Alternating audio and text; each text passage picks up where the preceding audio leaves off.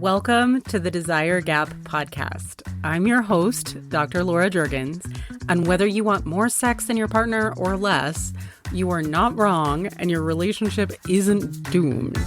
You just need better tools to solve the struggles of mismatched libidos. That's what we do here. So welcome and let's dive in. Hey everyone, welcome to today's episode.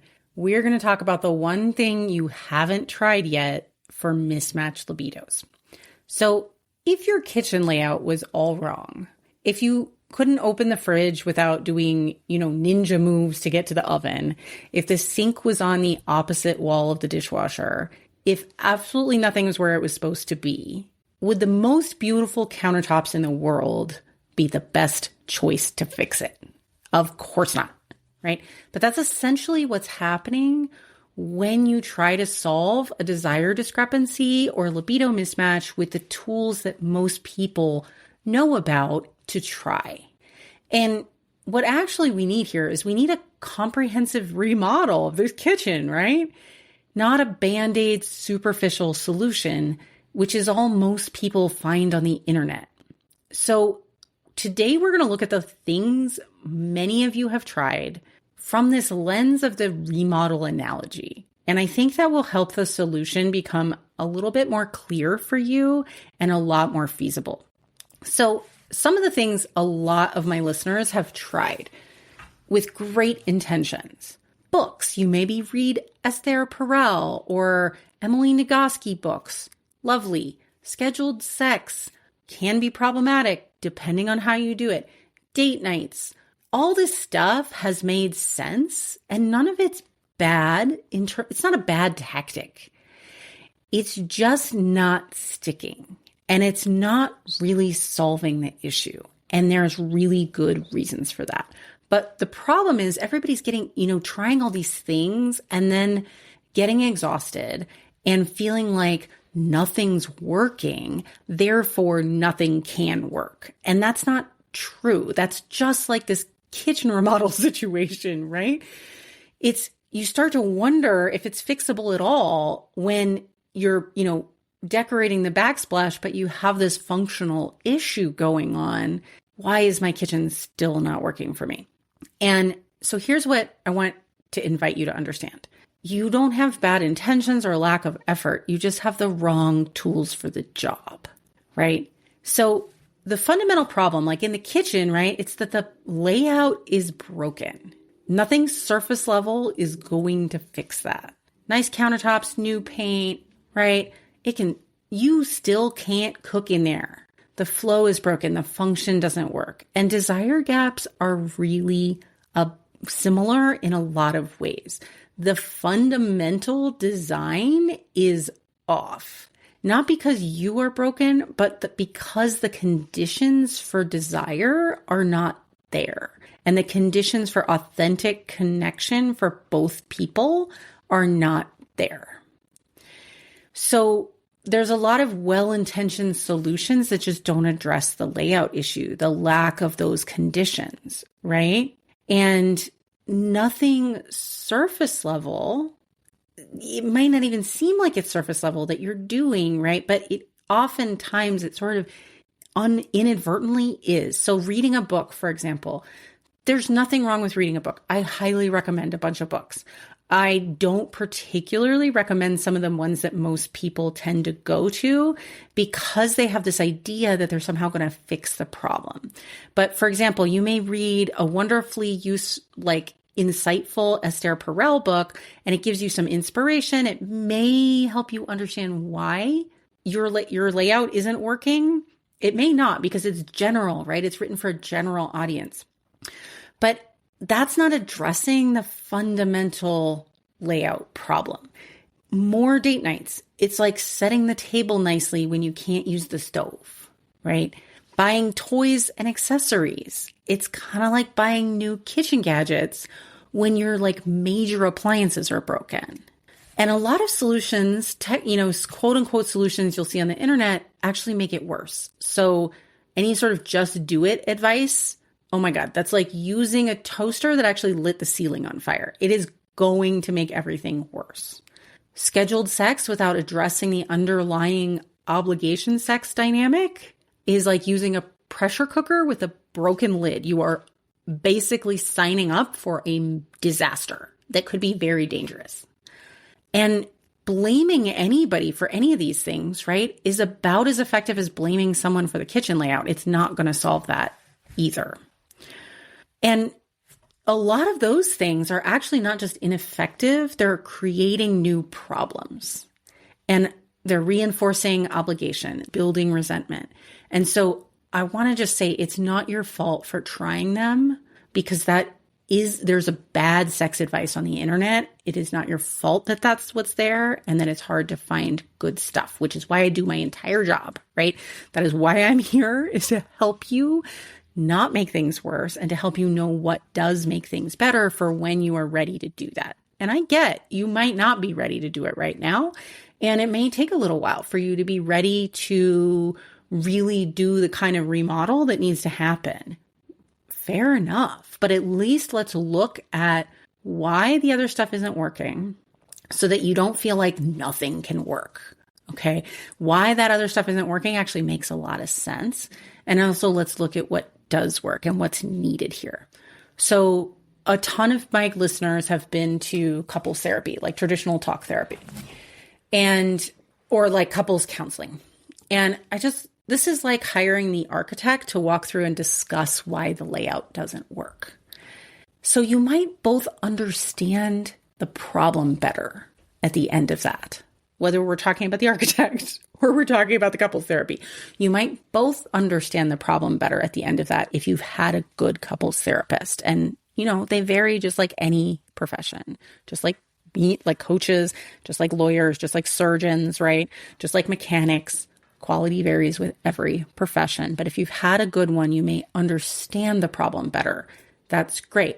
You may even be able to think about together how it should work, right? How you want it to work. But that doesn't mean that you're actually moving the walls or rebuilding anything. You're still living in the broken kitchen. And most therapists are not trained in sexuality almost at all. And even the ones who have some sexuality training have very little training in desire arousal dynamics or to how to actually build the nervous system conditions for desire. Because talk therapy addresses the mind and desire lives in the body. And so we have a fundamental issue here, right? That talking about isn't going to fix. So what does a full remodel actually require, right? We need a comprehensive assessment of what's actually not working. And in this case, it would be both partners' needs, desires, nervous system patterns, shame, past trauma, including attachment trauma, right? And how your dynamic is functioning. So the relational dynamic, how are you talking to each other? How are you touching each other? Does your body actually like that? What conditions does your body need to find arousal and to move along that pathway? Are you getting it? There's a good chance that at least one person is not getting those conditions met. So we need a comprehensive assessment of what's actually not working. And it's not either of you as people. Nobody's wrong as a person, and you're not bad or undesirable or broken or any of that. There's just some dynamics that aren't working. So comprehensive assessment. We also then need to do some foundation work first. We can't install new counters on a cracked foundation. So if the floor of the kitchen is collapsing, that's the first thing to fix. And so rebuilding that's a lot of times that's like nervous system safety, cleaning out the resentments and the shame and stuff like that so that we can actually figure out what it is that you do like and allow you to feel entitled to have things that you do like specifically for you, right? What helps you feel alive and sparkly, right? What helps light you up? We need to find those things. We need to rebuild the systems themselves that are going on in the dynamic between you, the communication, the boundaries, the types of touch, all of the process of arousal. does anybody understand their own arousal needs and their partners? And we need to do body-based practices. So not just understanding through talking, not understanding in our brains intellectually, but actually creating new neural pathways through practice. And practice is what works for all animals, including humans. That's why babies practice crawling before they can practice walking. Practice is what works, and it gets it in our body where it needs to be. And then both partners, it's useful if at some point, doesn't have to be in the beginning, both partners get involved in some way. And that may be through one partner being ready, going first, changing the dynamic, understanding their own needs, starting to change the communication and the boundaries and all that stuff from their side, which you can absolutely do on your own. And then the other person starts being like, ooh, this is kind of cool. This feels better. Let's do this. And then they start participating too. And you need professional guidance, just like with a kitchen remodel. Trust me, I live in a house where our previous homeowner was a lovely, sweet man who was the worst DIYer you have ever seen in your life. You should see the backsplash. Looks like it was installed by a 2-year-old on crack. It is amazingly bad. So professional guidance for some things. Yes, there are some things you can DIY, and you are going to need to do your own practices, but it really helps to have somebody there helping you figure out what it is you need to be doing at what time and how to do things differently, because you've been trying to do it on your own and it hasn't been working, right? This also takes some time, and it's useful to have that understanding. Just like if your kitchen's really not functional, you need the contractor, the remodeler to come in and say, okay, here's how long this is going to take. And hopefully they give you an honest assessment so that you can plan your life around that. And so a full remodel for a desire gap situation typically takes a good solid 6 months of consistent effort. Okay, it doesn't have to be, your whole life. It's, maybe like an hour a week, right? But it's got to be consistent effort, because we do have to get that practice in our bodies. And we have to try out new ways of relating so that we can work together in a new functional way. And so after this, you get a kitchen or a relationship that actually functions and feels like a refuge and feels good and where you can nourish yourself. And unfortunately, sometimes, and I have a whole podcast about the sort of love should be easy belief, because it really keeps people stuck. It's as if we imagine that every single house that you walk into should just be perfectly set up for yourself without any effort whatsoever. And it's not realistic. And why should it be easy? This is the most important relationship in your life for most of you. And I don't understand why that should be easy. But there is this cultural myth that, if it's meant to be, it will magically be easy and they will be happily ever after. And you notice that in all the rom-coms, it stops after they really finally get together, right? We don't see the long-term relationship progression in most of those types of films, but it goes into our subconscious mind, and we subconsciously, through nobody's fault, believe this myth that is absolutely false, that love should be easy if it's quote unquote meant to be. And if it's hard, that means we must be wrong for each other, which is not true. Now, look, some people are wrong for each other and they have fundamental incompatibilities, and it is very useful to figure that out. But you can't decide whether you have a fundamental incompatibility unless you've tried the right things first to figure out whether your partner is on board and wants to meet you, and whether you changing changes the dynamic enough that they show up differently.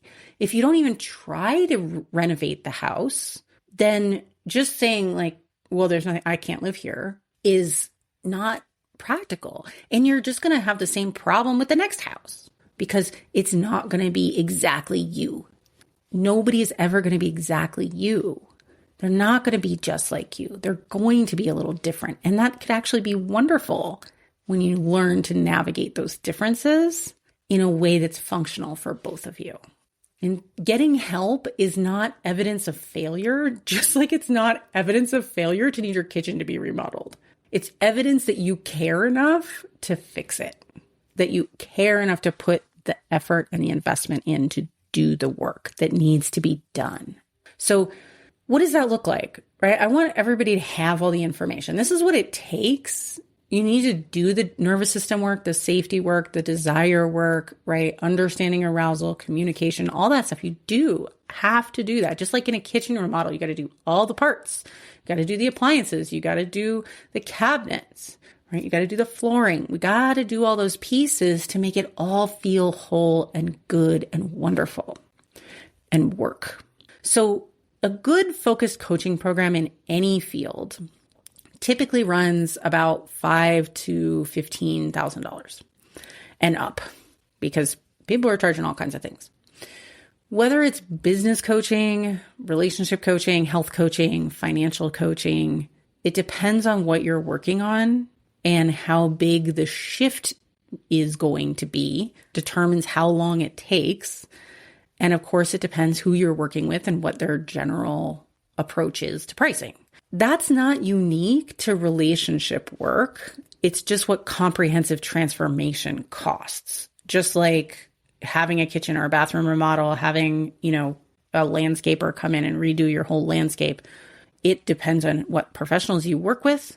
And there's a general sort of ballpark. And transformation does require investment. You are not paying for someone. So this is very different from a therapy model. You're not paying for someone just to listen to you spout off for an hour a week and maybe hope that someday that's going to be transformative. You are paying for the expertise, accountability, personalized guidance, and measurable results that you actually want. And so that's why coaches are results focused, right? We are actually focused in getting you the outcomes you came in for in a reasonable amount of time. I don't want to see anybody for 30 years to just listen. That's not my job. I am not a therapist. And the difference is that most results you buy, like a kitchen remodel, is actually a temporary upgrade that you need to redo in 10 or 15 years. But the wonderful thing about skills-based transformations, where you actually come out on the other side where you are different, you have new capacity that you didn't have before.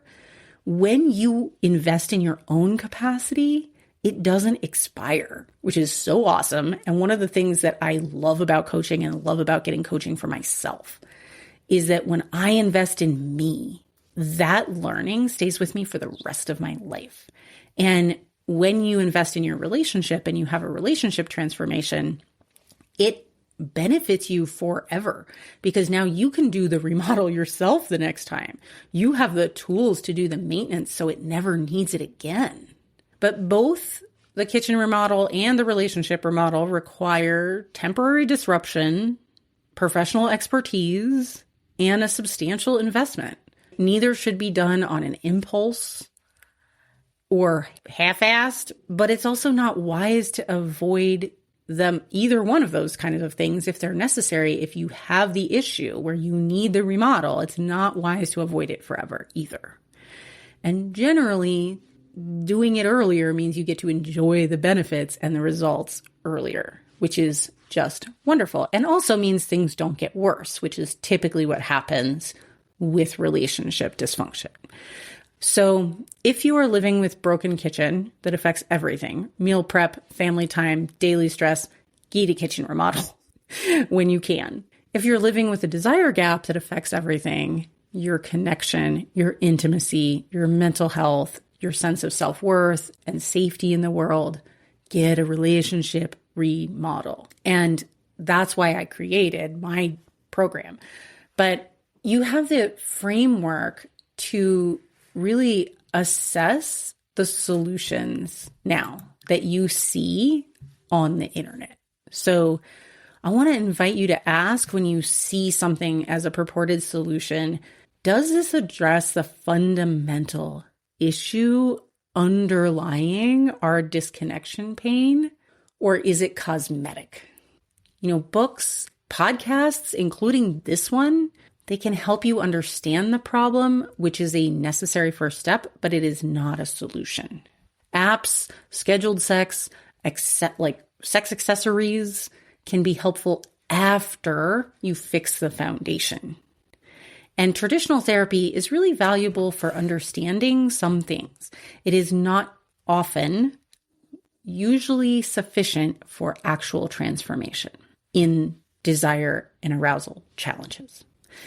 And if you've been trying well-intentioned solutions and wondering why nothing's changing, that's why. Now you know. So real transformation requires comprehensive body-based work.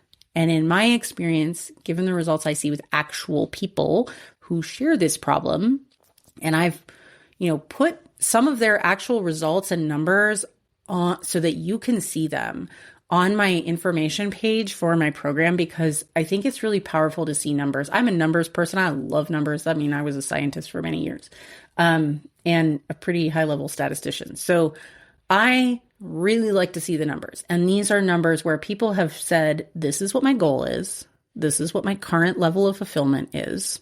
And we check in at 3 months. We check in at 6 months, and they score those same goals again with their current level of fulfillment.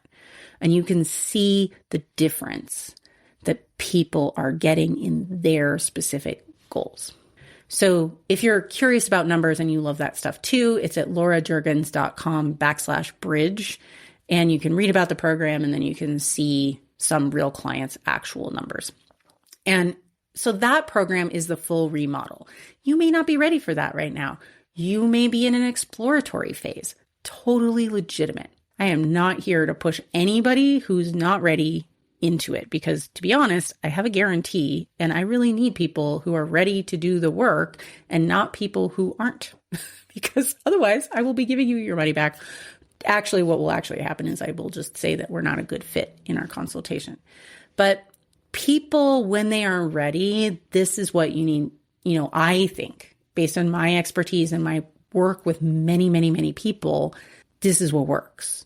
And we don't cut corners. We actually need to get in there and work with what's going on in your body, in your nervous system, and in your dynamic between you, and really actually build a whole new kitchen there, right? A whole new way of being, so that you get to feel that wonderful sense of, this feels great.